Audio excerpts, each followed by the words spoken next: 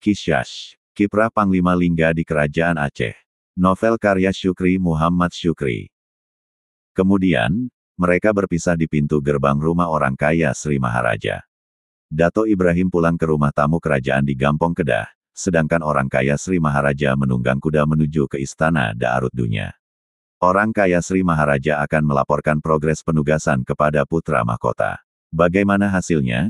Tanya Salahuddin begitu orang kaya Sri Maharaja melangkahkan kaki ke dalam Balairung Sari. Ampun daulat tuanku, alhamdulillah mereka setuju, jawab orang kaya Sri Maharaja sambil bersimpuh di depan singgasana putra mahkota. Bagus. Kerja bagus, itu yang saya suka dari orang kaya, puji Salahuddin. Kemudian putra mahkota turun dari singgasana kebesaran, menemui orang kaya Sri Maharaja. Sambil menepuk-nepuk bahu lelaki tambun itu, dia menarik lengannya menuju ke anjungan belakang. Di anjungan belakang sudah menunggu Amirul Harp Raja Muda. Setiap pagi, putra mahkota dan adiknya minum teh melati Ceylon di sana.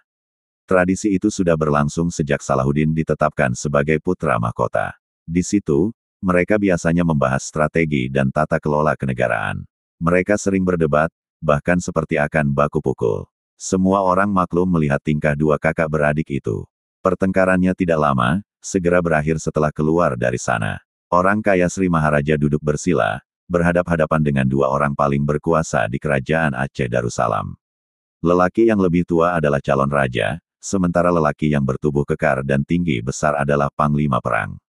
Pagi itu, mereka bukan membicarakan ihwal kenegaraan tetapi akan membahas tentang penjodohan putri sang sultan, serta penjodohan seorang panglima.